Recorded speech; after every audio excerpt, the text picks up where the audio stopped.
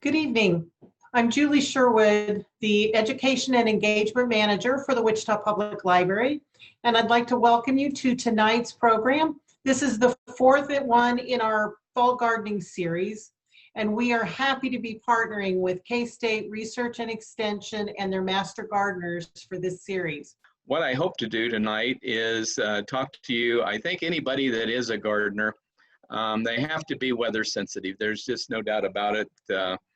You're interested. You keep an eye on rainfall. You keep an eye on temperatures when you're planting things, and that's just all part of what climate is. I know last week we had the opportunity to have Dr. Knight as our speaker talking about native plants, and just look at all the. And we were able to look at all the wonderful gardens that she showed us, her garden included, with all the lush plants that are native to this area. Well, when we think about what is native, what do you actually think about when you say something is native to this area? You probably think, well, it's, I think we live in zone 6A, so maybe that's what you think. Well, what does that mean by being in zone 6? Well, I hope you know, I hope you think more than, well, we know zone 6 is warmer than zone 1 and colder than zone 10. But I think we need to be a little bit more understanding of what are the meteorological conditions, what is our climate for this area. So what my presentation is going to do tonight is I'm going to go through, kind of tell you what is normal for this area. I know I've given talks all over the United States when I was working for the Weather Service, and every place I've ever gone, somebody would come up and say, well, you know, old Will Rogers, what he always said, if you don't like the weather, just wait a few minutes and it will change. I think Will Rogers got around a lot, and people say that a lot about Kansas, that just wait a little bit and it'll change, because there is no normal to it. But I will argue that there is, and I think tonight we can kind of show that, and it'll help you as a gardener. Like I said, if you have questions, just type them in, and from time to time I'll ask Matt if there's any there. I will tell you right off the bat, there's one question I was asked a few years ago, and I didn't know the answer to it then, and I don't know it now. Maybe I ought to look it up one day, but I never have got around to it. And that question, one time a guy came up and said, his grandson asked him, said, he was wondering, since he's talking to a meteorologist, his grandson always wanted to know what happens to the white when the snow melts. I don't know. So if that was one of your questions tonight, you're going to have to ask somebody else, because I don't know the answer to that one. So why don't we go ahead and get started?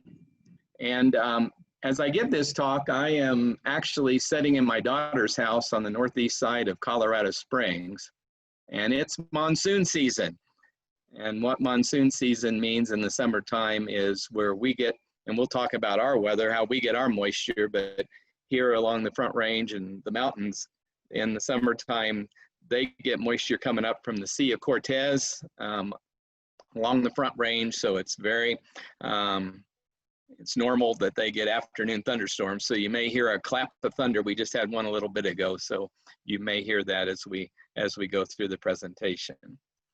So we'll start as we look at climate of Kansas, and I'm going to primarily focus on Kansas and primarily Wichita as we go through this talk. So if there's anybody on this Zoom meeting that's from outside of that area, just bear with us. I'll try to cover a broader area, but like I said, specifically it's going to be primarily Kansas and primarily the Wichita area. So we'll start with sunshine. And as you can see there, we are in a place that does get a good bit of sun year in and year out. We all remember from our days in science, what makes clouds? Well, you got to have moisture in the air, and then you got to have a way to lift that air. And as the air lifts, it cools and it forms liquid water drops, and that's what form clouds. So you would typically think the closer you are to water, you're going to have the ability to have more clouds than when you're further away. And as you can see of the map in the top, the upper left corner, this is just kind of looking at the average number of days of sunshine across the United States. And you can see Alaska's got water on 3 sides of it. There's a lot of mountains there. It has a lot of clouds here in the Pacific Northwest. The coastal range is right there. They get a lot of clouds in through that area. The Alleghenies and the Appalachians mountains here with the Great Lakes, typically that flow is out of the Northwest, so they get quite a bit more clouds there. Down here, we don't, you don't see quite as much there just because we don't have as much in the way of terrain, but you still get a decent amount of cloudiness. But here through the desert Southwest, the high plains of the Great Plains, that's where we get most of our sun year in and year out. And like I said, in Wichita, we average 128 days of sunny skies, partly sunny skies, 97. So total sunshine of 225 days. So as a gardener, if you're out in full sun, you're going to get plenty of sunshine to help those plants grow. Temperature, that's just defined as the degree of hotness or coldness that we can experience on a certain scale. We typically use Fahrenheit here in the United States. We're just about the only country in the world that does use that. Most other countries do use the centigrade scale, and so you can see that. But as we look at temperatures, like I said, we're in zone 6B, and in that hardiness zone, as you can see, you would think that we're in the same zone that you have as you go into the Ohio Valley and right up through the Mason-Dixon line. So you would think with that, why can't we plant and grow the same things that you see when you go along through the Ohio Valley and up through southeast Pennsylvania and southern Pennsylvania? What are the things different? Well, the things that are different is, like I said, the further you get away from water, the more fluctuation you have in your temperatures. And so we'll be looking at that. Like you can see here in Kansas, our monthly range goes on the average from about 93 down to 15, but we do have a much greater scale than that. And I think it really shows it quite well right here. These is the record high temperatures for each state. And I hope that you look around at that. Ours is 121, our highest temperature. Would you have thought North Dakota's is the same with 121? Would you have thought that we are hotter than the all-time high temperature in Texas? Would you have thought that the record high temperature in Alaska is the same as the record high temperature in Hawaii?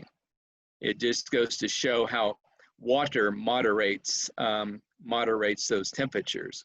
That's why also, as we look at a global view, our temperatures fluctuate more in the northern hemisphere than they do the southern hemisphere, just because there's more land mass in the northern hemisphere than there is in the southern.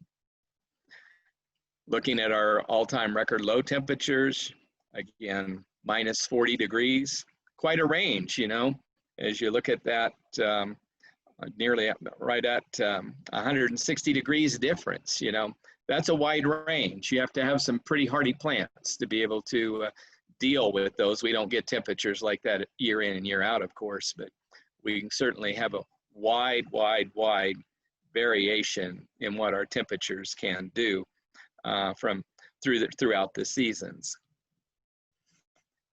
Looking at our average temperatures through the year, again, like I said, we're in zone 6B, and in January, typically our high temperatures are typically in the 40s, and it's pretty much the same as you see going across into the Ohio Valley,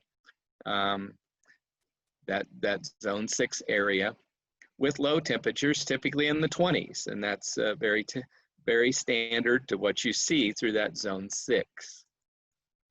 However, when we go into April, we start warming up a little bit, but again, we're still pretty close to those zone 6 values with our high temperatures typically in the low to middle 70s and our low temperatures in the low to middle 40s. As we go into summer, we do start seeing a big change because we can see here, we start averaging with our temperatures typically in the 90s through the summertime, whereas the other parts of zone 6, you can see are a good 10 degrees cooler, just don't get those high temperatures that we get normally. And also the same thing with our minimum temperatures, where we're up in the 70s, where they can still typically get down into the 60s and even the upper 50s. Then in October, we're back to more like 6B weather with temperatures in the low 70s on the average and low temperatures in the 40s. So with that in mind, what is our normal growing season? Well, our normal growing season through the course of the year averages about 196 days. The earliest freeze we've ever had, the earliest final freeze that we've ever had was 1946 when it occurred on March 10th. The latest one was May 13th of 1966. Our earliest freeze in the fall was, since records have been being kept, was September 22nd of 95, and the latest was November 21st of 44. I usually tell people, you know, I'm like a mouse when it comes to gardening. Right after the first of the year, you start getting your seed catalogs and start getting excited, and then the stores start putting out their annual plant sales, and you get excited and buy stuff. And we want to get in there, we want to go dig in the dirt, and we want to get ready to plant something. But I would caution you through this part of the country. I try to tell people when you get ready to do your planting, some dates to remember is think about the day you do your taxes, April 15th. That's usually a great day to also get out and plant stuff. You're in pretty good shape that you're not going to get a freeze out. You're not going to have a late something where you gotta cover stuff up and protect the tender stuff. So think about mid-April to get out and get started. And then here we're into the summer as we go into the autumn. If you're one that's hanging on to a tomato plant that's still out there and it's getting near Halloween, maybe it's time to pull that sucker up and call it a year, because usually right around the end of October is when we're going to have our first freezes. So do keep that in mind. As far as growing seasons go nationally, we can see that, you know, like I said, that mid-April, that's pretty conducive to that zone 6 across Missouri, Illinois, Indiana, pretty common. We can see as we get into higher terrain in Kansas, into the northwest part of our state, we can have freezes later into the spring. So it's typically about a week or two later for that part of the state. As far as fall freezes go, again, at that October time frame, it does happen about a week earlier as we get into our higher terrain. And you know, you always talk about somebody one time did a study and actually prove that Kansas was flat as a pancake, just looking at the terrain of it. But we do have terrain, and actually, if you think of Kansas being a flat state, actually we're number 5 as far as states go in the United States for being flat.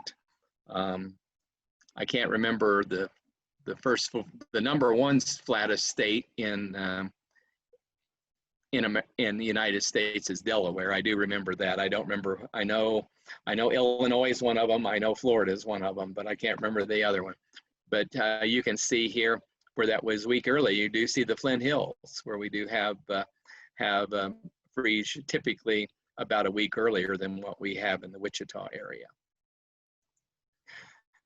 Also during the growing season, we can get pretty dadgum warm.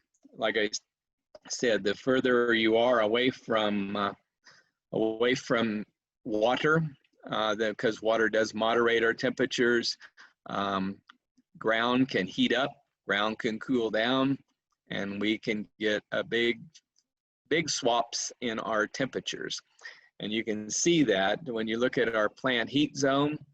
Like we said, we talked about zone 6 being kind of along here.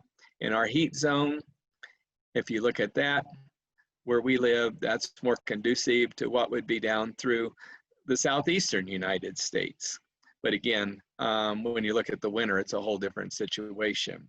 On an average, here in Kansas, we average, like I said, 11.3 days a year, in which we get 100 degrees or higher. Here in Wichita, we average 10.3 days. The most 100-degree days we've ever got was 2011, in which we had 53 days that were 100 degrees or higher. So far in 2020, we've only had 2 days that have gotten to 100. But you know, you think back, well, it's been pretty darn warm and muggy around here. If you look at the 90-degree days, and 90-degree days we average typically just under 58 days a year in which we get 90 degrees or higher. Through August 15th, we've already had 55 days. We had 69 in 2019. We had 87 days of 90 degrees or higher in 2018. And then with those 53, we also, with the 90s, degree days, we had 92 days altogether. So it has been quite warm. It has been quite muggy. Matt, before I move on to precipitation, do we have any questions about sunshine or temperatures so far? We sure do. Somebody wanted to just kind of clarify on when you talked about those USDA zone hardiness a little bit earlier on, about us being kind of in that range of 6A to 6B, and they were going to get a little more clarification on kind of exactly where we fall and maybe what the difference is between the two. Between 6A and B? Yes. I don't think there is a whole lot of difference. Maybe you can give better clarification than I can. I think that the only difference is maybe the freeze temperatures might be just a little bit different on cold weather, I would think. Is that correct? You are. And so technically in Wichita, we're 6B. And so B has a cold hardiness rating of 0 degrees to -5 degrees. 6A is only going to be 5 degrees colder. So 6A is going to be -5 degrees to -10 degrees Fahrenheit. And so, like I said, our 6B though, and so that would be the 0 degrees Fahrenheit to -5 degrees Fahrenheit. Any others? That was the only one I see so far, but if people have more, you can drop them in the chat. All right, very good. Well, let's move on to precipitation. And here in Kansas, especially Wichita, we average about 32.5 inches of rain a year. Our wettest rainfall, the wettest year we ever had was 2008, and our driest was 1966, and you can see the numbers there. And you can certainly see as we look across the nation, again, you can see you need the moisture, you need a way to lift that moisture, and we can see that the Gulf of Mexico is a big precipitation or moisture place that we get it, the Atlantic along the eastern seaboard, so you can see that's why they get so much more rainfall there. The rainfall where we had the more cloudiness in the northwest, we can see that. But then as we get into the Great Basin area, along the Continental Divide and up through the high plains, it just doesn't get that much moisture. And so that's why the drier conditions, the desert conditions that we have through those areas. Here in Kansas, our rainfall is quite varied from southeast to our western part of the state.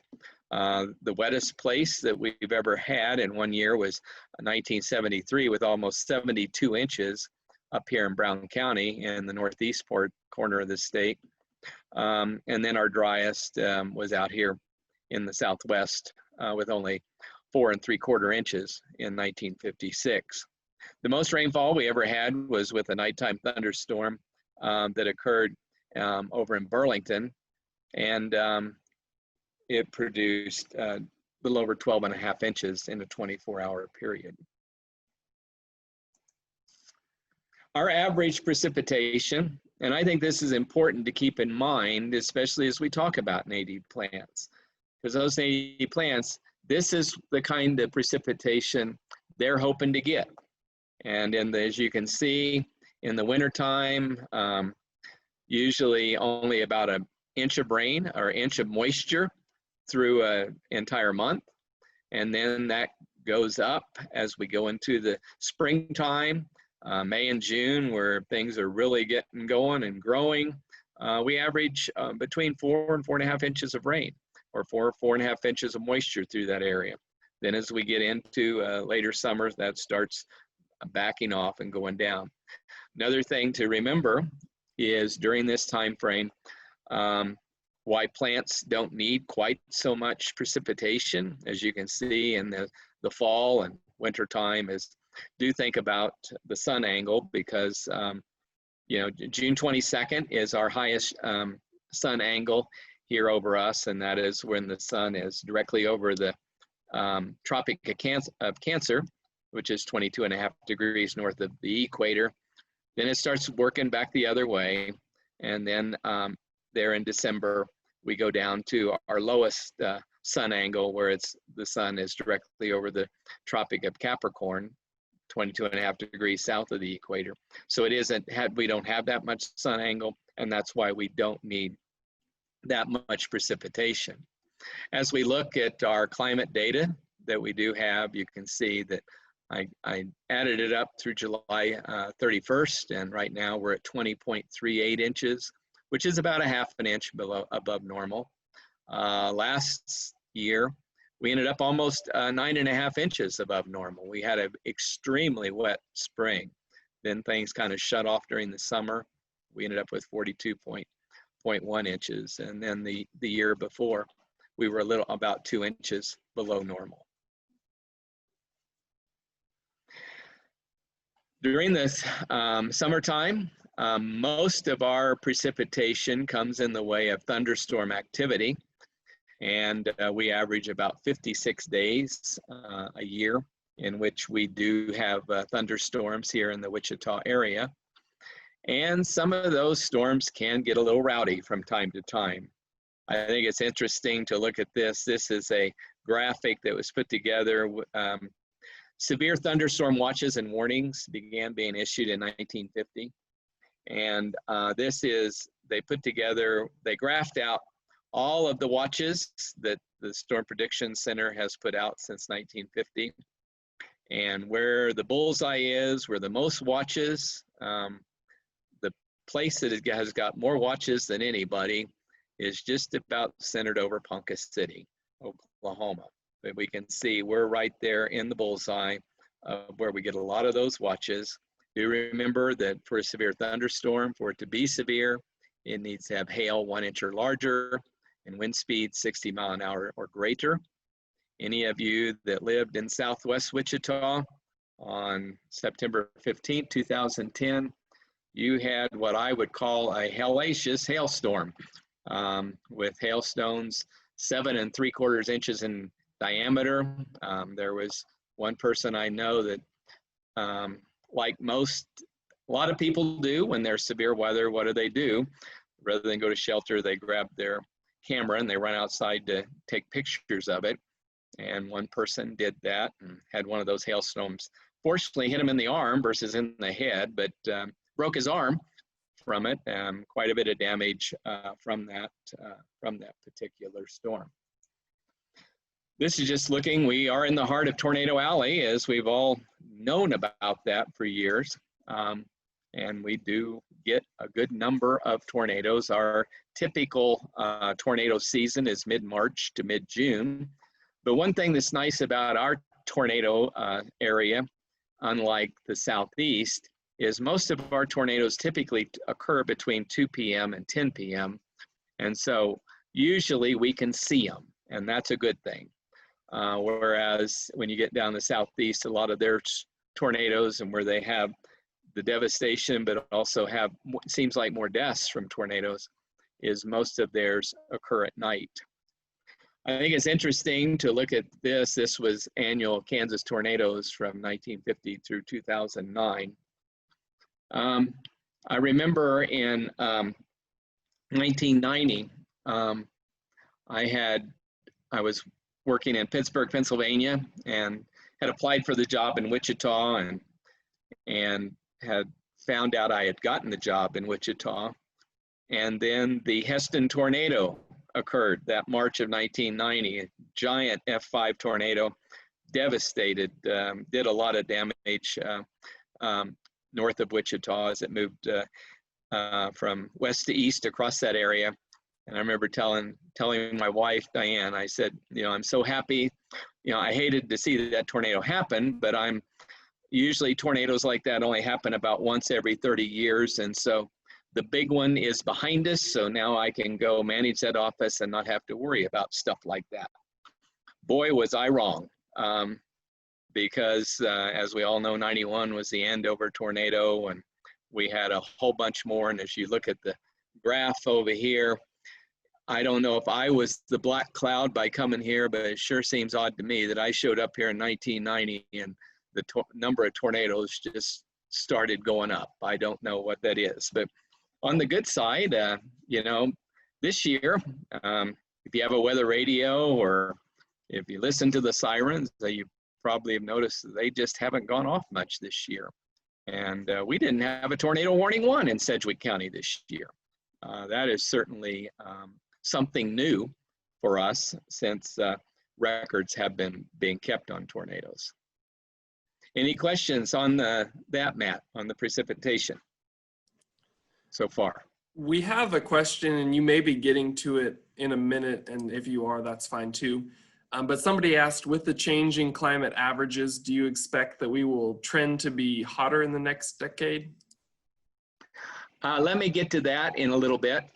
Perfect. Yeah, I'll cover that. Anything else? That was the only question so far. Okay.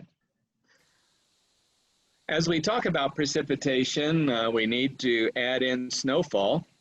And as you can see in the upper left-hand corner here in Wichita, we average just under 15 inches of snow a year.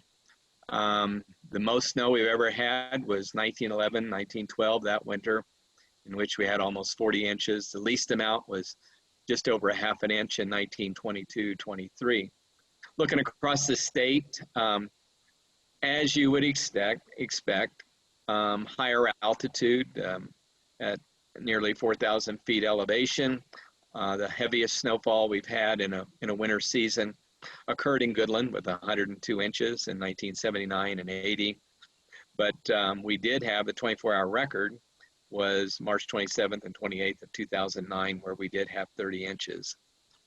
This is a picture of my grandson Easton helping me shovel snow at our house back in 2013.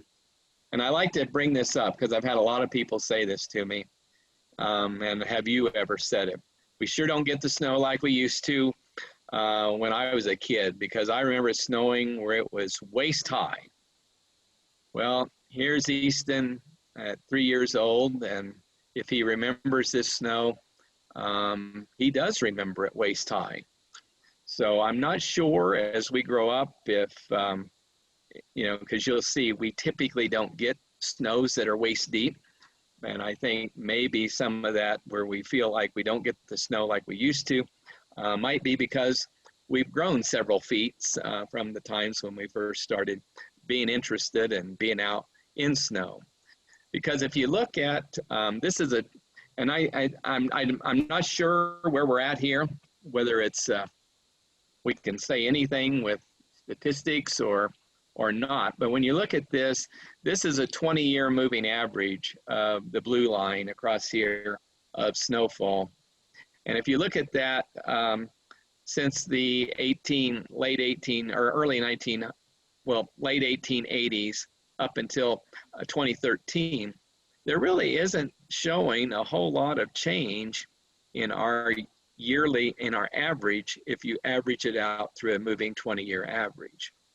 That being said, look at this. And this is the 5-year snowfall accumulation where we add up 5-year accumulation. And from December 15th of 2015 to February 2020, we've only had, it's taken us 5 years to get just over what we typically would have in a year average. We only had 15.1. It's the least snowfall we've ever had on record. So are we seeing some changes there? We certainly have the last 5 years.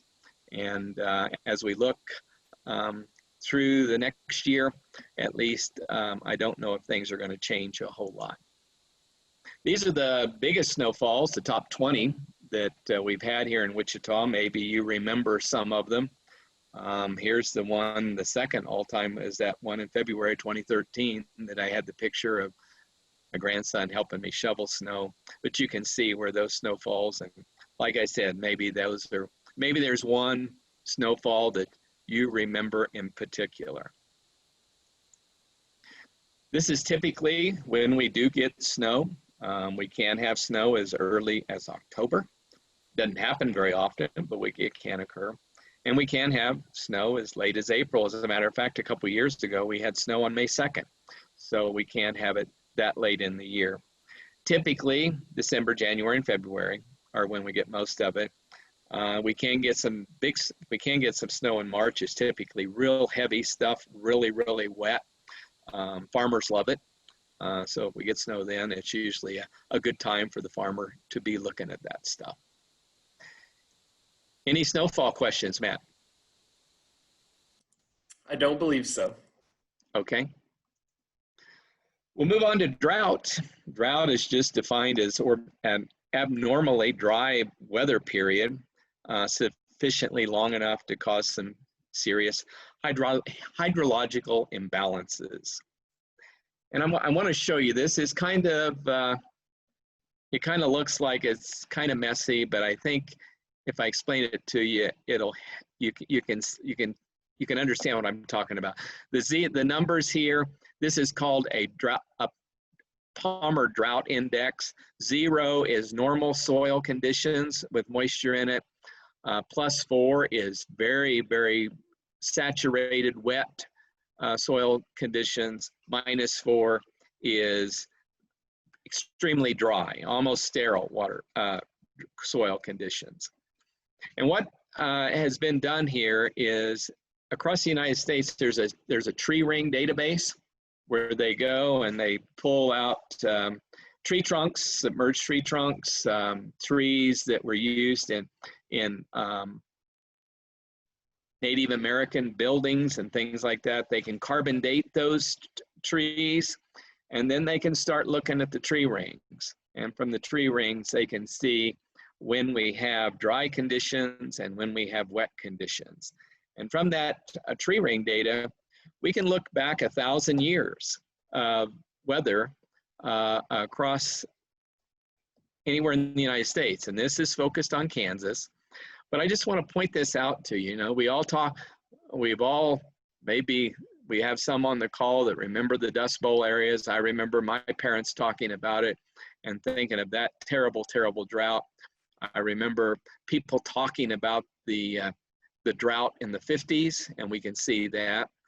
But those are, you know, just looking at the shade of that, that's one, yeah, it's a drought, but it's not really anything to write home about in the sense of things, because look at this from 1100 AD up until 1500.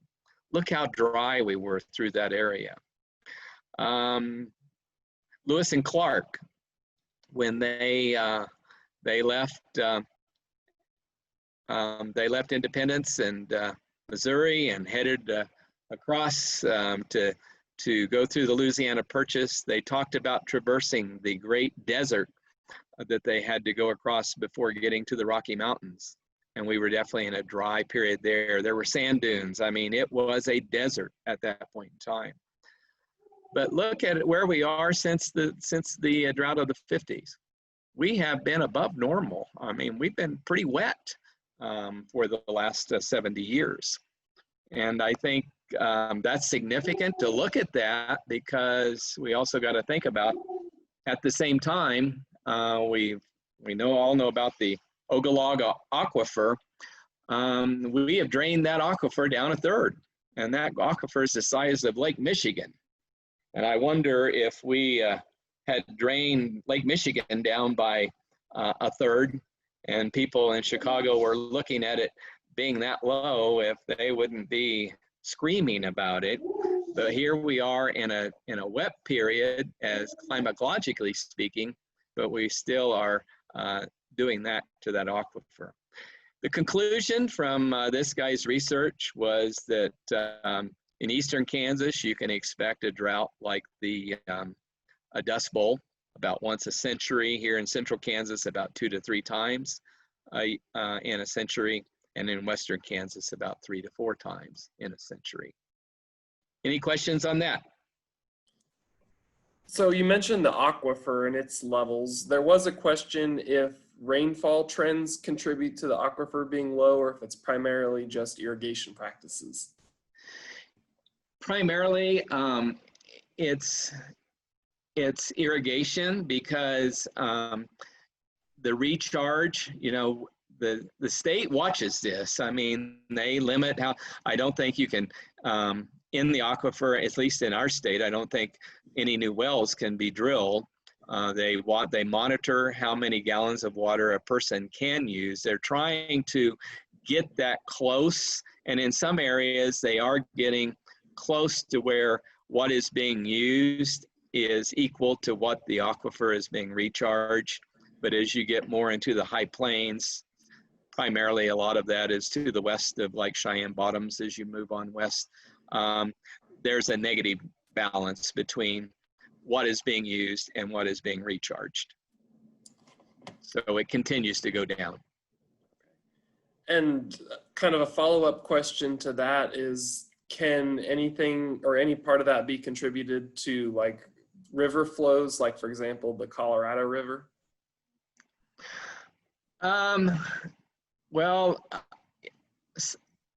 to an extent, as you pull more water out of a drainage basin, it is not able to recharge. Like the Arkansas River that starts up by Leadville, Colorado. That water that comes from Leadville, Colorado, and moves down through the Royal Gorge and Pueblo and those areas, that's gone.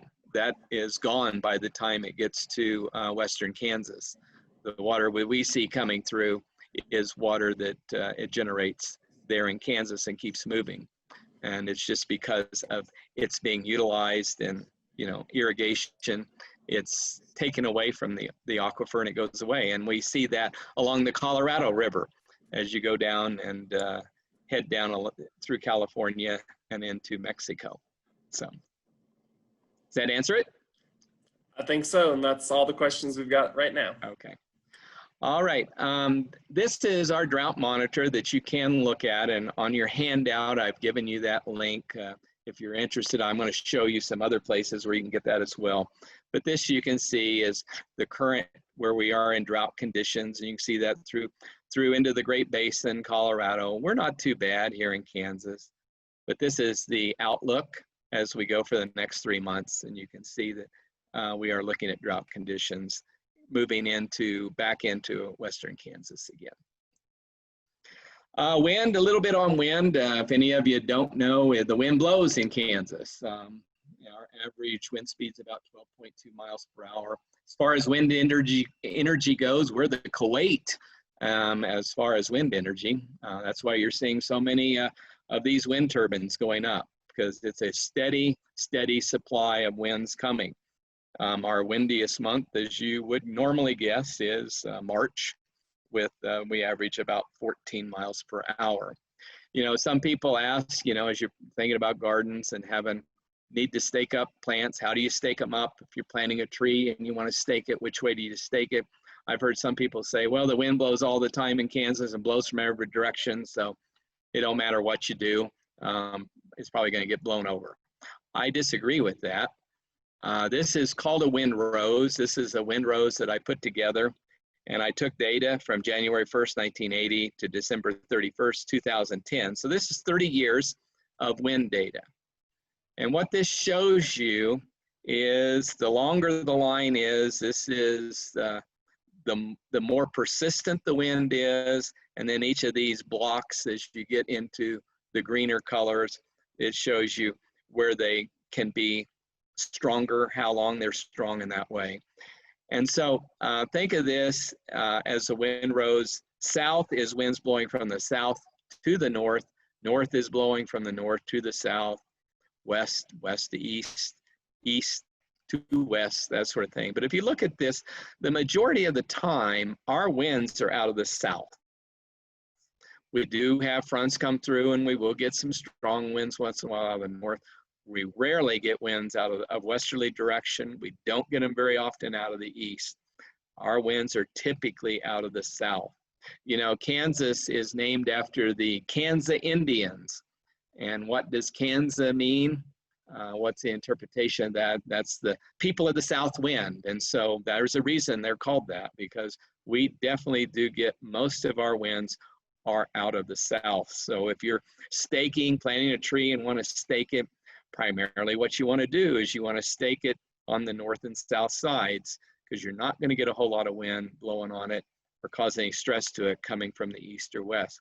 And if you don't believe that, I mean, Mother Nature can demonstrate this to you. I would ask that any of you, if you're driving along or out in the country, look at a lone tree standing by itself, and you'll notice that tree's leaning. And which way is that tree leaning? It's going to be leaning to the north, because it's been hit by those south winds for its whole life. So do keep that in mind when you are, as a gardener, if you've got things that you need to protect from the wind, you're going to, by and large, be protecting it from a south wind. So that's what's normal. So before I move on to what we can look at ahead, is there any other questions, Matt? No, there's not. Okay. So you kind of know, you expect some real big fluctuations in temperatures. You can expect plenty of sunshine. You can expect about, and typically about 32.5 inches of moisture a year. Maybe get a little bit of snow, not a whole lot. And you're going to get some south winds. So that's what is normal. So what are we expecting as we look down the line? And this is from our Climate Prediction Center. And to explain this to you, this is a precipitation map. This is a temperature map here. If there is a strong indication that it's going to be above normal with regard to precipitation, that will be in green, and you'll see the A. If it's strong indications of below normal on precipitation, that'll be highlighted in brown, as you see here. And EC stands for equal chances, where there's nearly no strong indicators either way. So we kind of just punt and say, well, that might mean we'll be pretty much normal. Temperature is the same way, above normal. It's going to be in the brown shades. And so we can see that. So this is for September, October, and November. And we can see a large area. Golly, most of the United States is looking to be above normal on precipitation. Does that mean we'll not have a cold spell come through? No, it does not. You can still have this. This is looking at the average over 3 months. Precipitation, good indication of below normal precipitation through much of the state as we go into the fall months.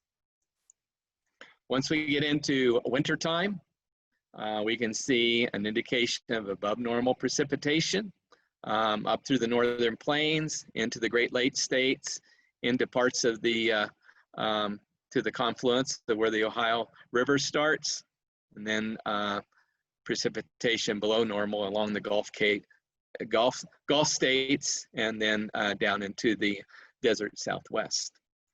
Temperatures, we still see good indications of above normal temperatures through much of our area, except for primarily the northern plains and Great Lakes states. Does that mean we're not going to get snow? No, it doesn't. Does that mean we're not going to have, we could have a day that gets close to zero? That could happen short term, but over the average, looks like it's going to stay a little above, looks like it's going to stay above normal. As we go into next spring, again, we're looking at that, right? For Wichita, we're just kind of on the edge. Might get a little bit more precip than normal, but probably more toward average. But again, those temperatures are staying above normal. Then into next summer, again, right on the edge, maybe a little bit good moisture into the summertime, but again, above normal temperatures. And I think one other thing to point out, you know, I've always said is when I worked, as an adult, I always said I don't get into serious conversations with people on two items, and that's politics and religion. Well, my last about 20 years of my career, I added a third thing, and that was climate, because most people can't talk about climate change without the other two coming into play. So I don't do a whole lot of discussions on that. But I will tell you that global warming is a fact, and it is happening. The last month globally that we had a month that was below average on temperature was 1985. Ever since then, every month we've had has been across, as you look at the globe, has been warmer. Is that going to change our climate? I don't know. I think probably farmers are more likely to tell us. I think people that deal with wildlife should be able to tell us, because that's usually what we will see. Are we growing? Are we capable of growing items that we couldn't grow 40 years ago? Are we seeing animals and wild animals in this area that we didn't see 40 years ago? Those are the things that will tell us about climate change. So with that in mind, how do we be a successful garden? How do we deal with these fluctuating temperatures, winds, that sort of thing? I think to be successful, you need to establish microclimates, be smart with your use of irrigation, be smart with your use of shading, use buildings as your friends to help you to protect against those south winds, that sort of thing.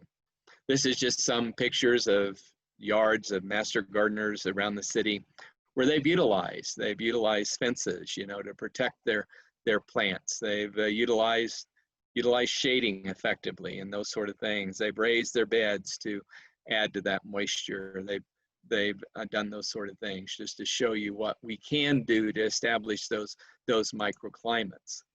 I think it's important that we select plants that are adapted to our climate. Most garden centers, you can go ask them about, are these plants adapted to our area? And I think if they're serious about it, they can tell you. If they don't know, maybe you need to go to another garden center. We used to have in K-State, but the website is still active and you can still look at it. Matt does some keeping it going by testing plants, but we do have, if you go to this Prairie Star Flowers and look at Prairie Star, it has a list of annual flowers that have exhibited superior performance for 2 or more years with minimal care. And by minimal care, I mean next to no care. And the Prairie Bloom as a place for a listing of perennial flowers that have exhibited superior performance for 3 to 5 years with little or no care. So you may want to take a look at that as you think about what you want to plant. I think you need to be a climate-friendly gardener. And I think it's important that we do that. And by doing that, I think we need to be serious, you know, as good custodians of our planet, minimize that carbon emitting inputs. You know, it's good health. We all look for ways to keep fit and keep healthy. One of the best ways is go dig in the dirt, go pull some weeds. That's a wonderful way to get exercise. I think it's interesting that an average mower puts 20 pounds of carbon dioxide in the atmosphere per gallon of gas it uses.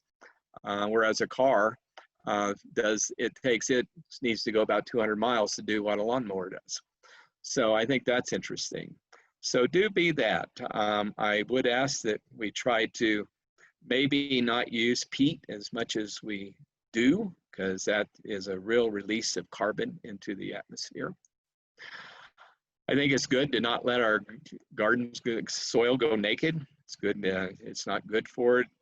You get erosion, you get carbon loss, that sort of things. You get more weeds. If you use cover crops, you don't have to put fertilizers on it as much. You get better water holding properties in the soil, and it stores that carbon in the soil versus releasing it into the atmosphere. Plant trees. We all know how important that is. We know that kind of shading and what that does, and also through the photosynthesis, how much carbon those trees will suck in and convert for us. So do keep that in mind. Recycle. You know, compost piles are great. Compost piles, the way gardeners do it, by turning it, that compost pile continues to breathe as the things break down. You don't get the release of methane like you do in landfills. So try to keep your waste out of landfills. Use those compost piles. Keep them turned so they do breathe, and we don't have that methane going into the atmosphere.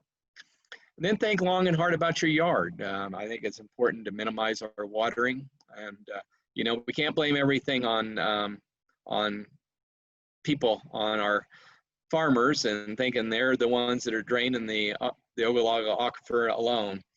You got to think about we got 3 times more yard space across this country than we do irrigated corn crops. So we've got to look at ourselves too, and we'll know how we use that water in our gardens, on our yards, and so forth. So do keep that in mind as well. Come by the Extension Center at times. I know we're closed up right now, but you can still call, you can ask questions. And when things get back to normal, we can get a soil test. So you don't have to use so much of those nutrients and those sort of things, and Mother Nature does it for you. So Matt, we have any questions before I change screens? We sure do. You had mentioned the word microclimate, and can you describe that for us a little bit better and kind of what you mean by that definition? What I mean by a microclimate is a climate that is not so much out in the elements. Like you can put stop winds, you can use a fence around an area, and in the wintertime you can keep that area, or you can have if you got a big water feature by it, you can keep those temperatures warmer by that. So that's what I'm talking about, a microclimate, where you limit, like you don't want winds, you put a fence up, you're developing that. You don't want quite that much sun that we get, that 196 days. So you utilize your trees, you utilize shading, those sort of things. You utilize raised beds where you can do those sort of things. So it's just to develop that own little climate that itself, where it's just not quite so harsh as putting something right out in the open. Very good. And you gave some good examples there. And that was a couple other questions that we had, is if you can give us some examples on how you might set up a microclimate in your garden. Well, I think the biggest thing is, of course, if you're like growing hollyhocks or something like that, I definitely want to protect them from that south wind. I'd want to have some way of utilizing a fence to kind of protect them to some extent. Maybe if you're growing, say, hydrangeas, you like those. We know our sun angle is typically as high as our angle of our sun gets, is up to 22.5 degrees north of the equator. And we're up about 38 degrees north. So our sun is typically going to be in the southern half of, as you look, is going to be to the south. And so if we grow things like hydrangeas and stuff on the north side of our house or things like that, you're not getting that harsh sun that you would. Whereas if you needed a lot of sun, where you'd utilize the south side of your house. So those are just some examples. That's great. Thank you. Okay, very good. Well, I am going to real quick, I'm going to switch over. I'm going to show you, and again, this is on your page, but I'm going to show you 3 websites that are my favorite places to go to get weather information. So hold with me, and I'm going to get this ready and get this switched over, okay? Give me a second.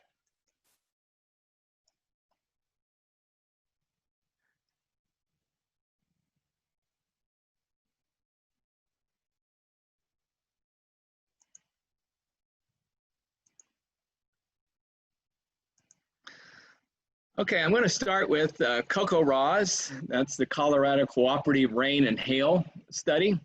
And when you call it up, this is what you look at. You get 2 maps when you call it up. And this is where I go. I enter my precipitation here, but this is where I go when I want to look at rainfall. There are, each one of these are volunteers across the United States that measure rainfall, measure snowfall. You can see there are literally thousands of us out there that are doing this. And so like here, I'm going to click over Kansas on this bottom one because it's just a little easier to look at. You can click it, pops the map up. I'm going to click it again, and then I'm going to go to Sedgwick County. And so this is from this morning. We didn't have, of course, didn't have any rainfall, but you can see the people that did enter that they didn't have any rainfall today. You can see where that is. This is the map. You can see this, like this is I-135. Here's the turnpike. You kind of make out here's 400. So you kind of know where you are across the city as you look at that. You can also, besides clicking the map, you have drop-down menus at the top here. And so like when we get into the winter time, if you want to look at total snow depth, you're able to click that. If you want to go to a different state and look at what their precipitation is, you can look at that. If you want to go to any other county in the state, you can go and click here. Here's if you just want to look at the city itself. This is just like Wichita, we can look at that, where it's a little bit tighter view. And then I'm going to go back here. You can change the date if you want to go back. I think the last date we had any rainfall to speak of was the 11th. So you can see what that precipitation looks like when it comes up. So that's just an example of that. So, you know, as you're looking, as we get into this winter, if you're interested about, well, how much snow did I get? Or how much snow's on the ground? This is a great place to go look at it. Or after a rain, maybe you go, how did I compare to other people across the area? This is a good place to go look at that. And typically people put their precip values in the system about 7 o'clock every morning. So that's where you can look at that. This other map here, you can do the same thing with it. I'll call it up just so you can look at it. We'll blow up on Sedgwick County. But one thing you can do with it, like here's my observation point. And when you click over top of it, it brings it up. It tells you the ob date, the time it was entered, precipitation. You can look at it individually that way if you want to do that. But I personally, I prefer the other one a little bit better. So that may be the one you want to go to. Also on the side, if you're bored, they got a jillion videos and training slideshows on how to get rain, how to measure rainfall, how to measure snowfall, all sorts of different things like that, how to become a COCO-RAWS observer, all sorts of things. So sometime when you're bored, you may want to take a look at that. Where I go to get forecast weather information, this is the one that's near and dear to my heart.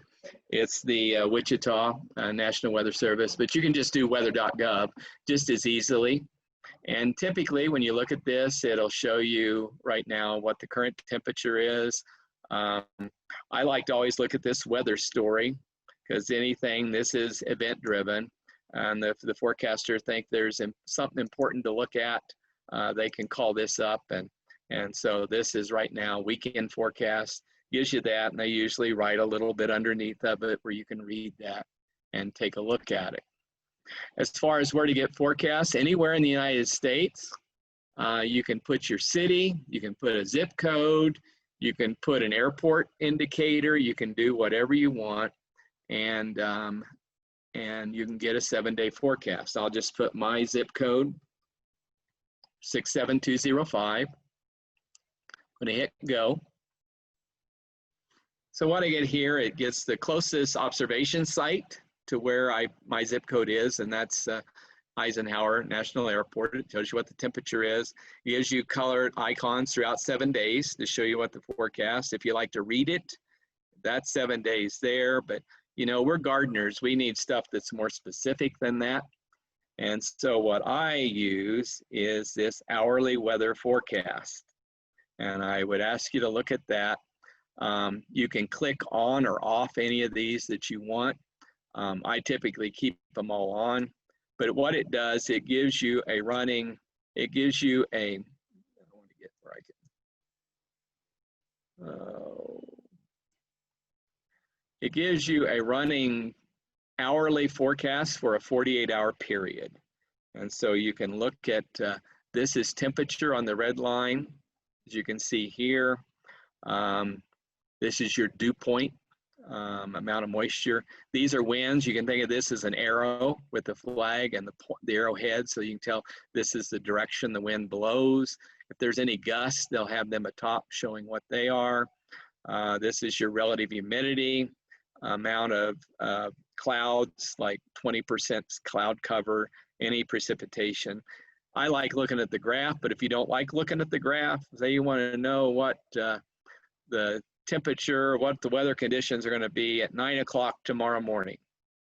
You can just put your arrow over 9 o'clock, and right there at the bottom, it shows you Friday, August 21st, 9 a.m., temperature 72, dew point 61, heat index not available, surface wind south at 10 miles an hour, sky cover 25%, precipitation potential 12%, relative humidity 67%, chances of rain less than 10%, chance of thunder less than 10%. Maybe you want to know what it's going to be, say, let's go down early. We want to know what's going on starting next week. So we could start at 1 a.m. Monday. We can submit that. And we'll get a new 24-hour period that starts on Monday morning. Again, that same hourly forecast that we can take a look at. It changes as we go to each one. If you like to have it read out to you, or those same numbers. So that's, to me, that's the best forecast, the most specific forecast that you can get. I want to show you another thing, just because there's no rain here. I'm going to go to Tallahassee, Florida. I just put in their airport symbol TLH for Tallahassee. I'm going to go back down to hourly weather because I know they've got rain going on there. But if we would have rain going on, it shows you the chance of rain, and then it gives you a forecast as to aerial average of how much rain is going to fall through those 6-hour periods, so you can kind of add it up and see how much rain. The same thing it will do this winter with snow. If we have snow, it will give you that and give you the amounts, forecast amounts, so you can look at that as well. So that's kind of a great place to go to get forecast information. That's my favorite place to go to get forecast information anyhow. So let me get back to Wichita. Another thing that I like very well to look at, and for this one, it is specific to the Wichita site. Unfortunately, other offices did not do it. The only reason I worked in Wichita so long, you can't work in the weather office in Wichita without being a severe weather freak. And I'm always interested when severe weather is coming around. So I keep a good eye on the radar. I love this under hazards. It's called briefing page. So I'm going to click that. And what that gives you, you can look at that. You can look at local radar, and it gives you an hourly loop of, so you can see how our rainfall, our thunderstorms are moving. You can look at regional radar, and it shows you a regional map of how an hourly loop of how that is going. I like this one when there is severe weather. This down below, it's a local storm report, and anytime we get the office there gets reports of severe weather, they will start issuing. That's how the TV stations find out about what's going on. They're monitoring these storm reports, and you can see that this one is from the 14th at 10:40. Thunderstorm wind damage in Russell. Numerous large 1-foot diameter tree limbs down in town. So you can see how they get those reports. You can look here. This is that's the Storm Prediction Center, day 1, day 2. You can look at that on the chances of severe weather. So I like that briefing page a lot, just to take a look at it. It's a great place to get an hourly loop of radar. So I would suggest that when you're looking, if that's something you're interested in, take a look at it. For those of you outside of the Wichita area, if you're wanting that also from your main page, like we'll go to Kansas City real quick, just to do that one. And they get the same forecast that we have, but you can, down here, you can look at their radar and see it that way. You can loop it, but you have to do it manually. So those are things I do like about that. The other thing is climate information. And under climate, this local climate page right here, I would remember that one. And what I would remember specifically about that one of the things I like, it's another place where if you want your CocoRaj, you can click it and go right to it. If you want drought information, it's right there. You can go right to it. Even some long range stuff is right there. One page shopping. One thing I really like is this monthly climate summary. It's put out every month at the end of the month, and primarily focuses on Wichita, Salina, and Chanute. Kind of gives a little write-up of what the average was on the way of the weather for that month. You can look at monthly precipitation. You have a temperature and precipitation clicks here that you can do. I'll start with temperature. It does look at the state itself, can look at that. But I think another one that's interesting here is this is a nationwide one. And what it does is, as you can see, the climate centers have 126 years of data to work with. And so 126 is record warm for that state would be in 126 years. This is the warmest. So that would have the 126. And if they had one that was the record coldest, it would be number 1. So you can see here in Wichita, as far as or Kansas, as far as temperatures go, we were pretty much right in the middle. But as you look over here in Pennsylvania, Virginia, Maryland, they were record high temperatures for the month of July. So you can take a look at those each month. I think that's kind of interesting. We'll go back, precipitation, you can look at that, same sort of thing, monthly precipitation. Let me get, I need to go back just a second. Okay. But on precipitation, you get the same type of map, and you can see here in Kansas, again, 126 so we were about the 7th wettest July on record, because we were at 120 here. So you can take a look at that and see we were kind of wet in July. So that's another thing that you can take a look at. Another thing I like to look at on this stuff is, let me go back again, is I like this daily monthly F6 right at the top when you go to local weather, our local climate page. And what you can do here is, these are the cities that you can look at. We'll do Wichita. We can look at August, but you can look at 2020. You can go back to 2005 if you want to, any month, but you can retrieve that. And what we get here is, this is by day. And so you can see the days are here. Our maximum is the maximum temperature each day, the minimum temperature, average temperature. If there's precipitation, this is where it's in. If there's snow, that's where that would be the liquid equivalent of that snow, the snow depth that you would have, average wind speeds, and then in here, the amount of sunshine, and then this weather. It has a 1 and a 3 or a 3. It's just what weather did occur, and you can go on down And this kind of shows you fog and mist, thunder. That's what those numbers indicate. But you can look over here, and so far our average monthly temperature is 79.2, how we are compared to normal, what has been our highest temperature, our lowest temperature so far. Then it shows you the max number of days of 32 or below, max where the 90 was 90 or above, it has that. And so you can look at that for any month. So if you're interested in climate information, this would be the place to go for that. Are there any questions, Matt?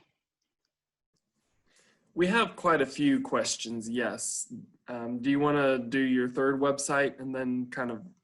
I'll do the third website real quick, and it's the Climate Prediction Center. I put that to you. Like I said, you can look at that stuff right from the climate page on the Wichita homepage when you do go to that, but here is that other one. And again, it's referenced on your handout that you do have. What I was showing you was the 3-month outlook, and that's where this is.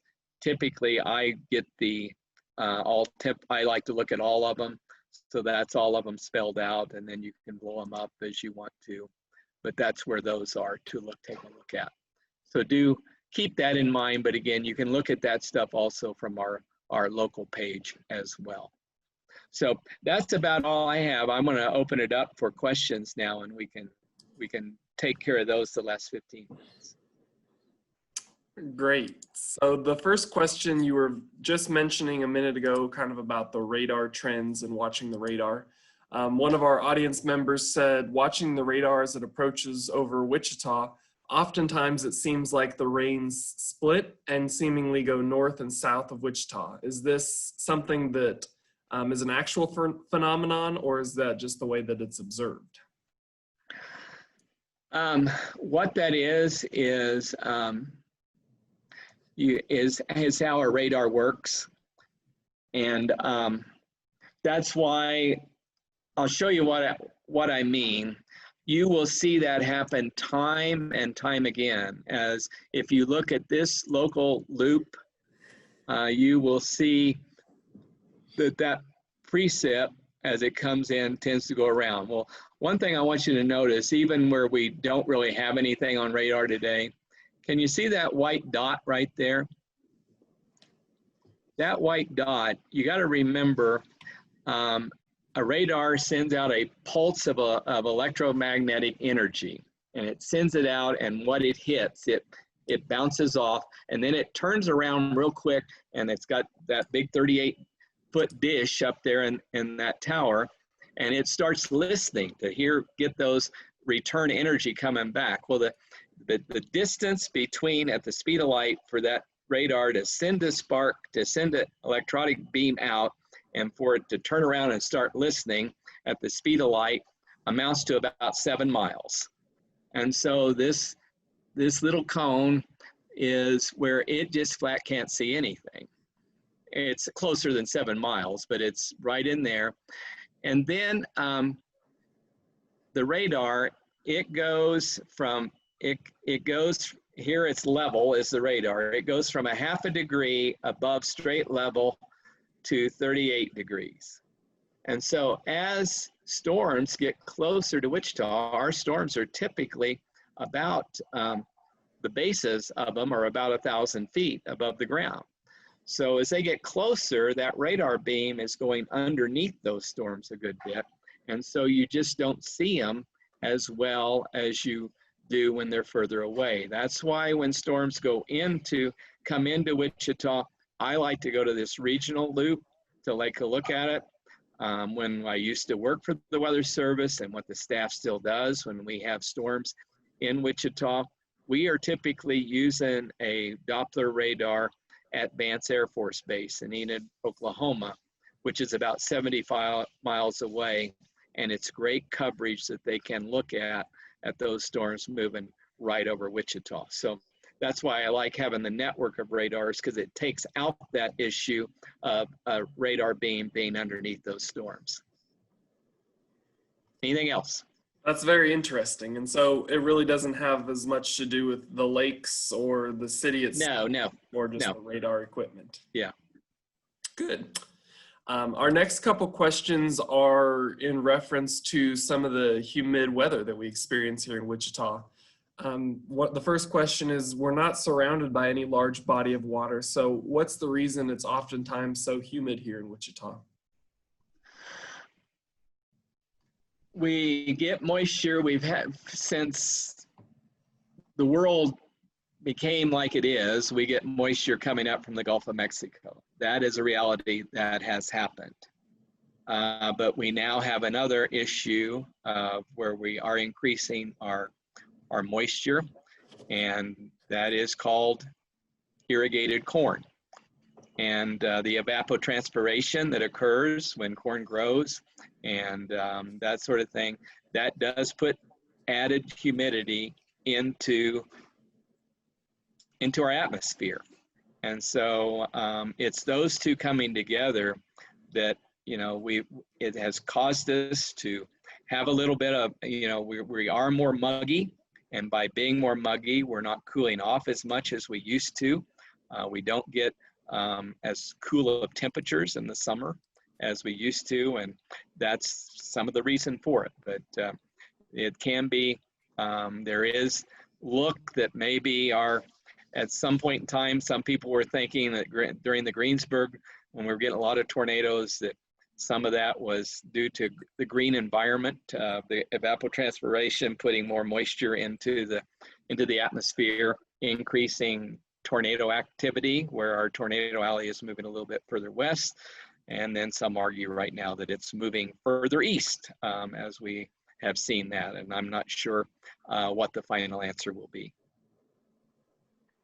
Very good. And that kind of answers one of our other questions that came up. Is somebody felt like the humidity nowadays is so much worse than it used to be. And so that actually might be a real phenomenon and not just remembering it differently. I am convinced it is. I think, you know, like I said, global warming is real. We can certainly prove that we are in a warming period on this planet. And we are definitely seeing that here. With that, we are also seeing added moisture going into it because of, like I said, I think the two of them are coming into play. We typically irrigate lawns a lot more than we used to.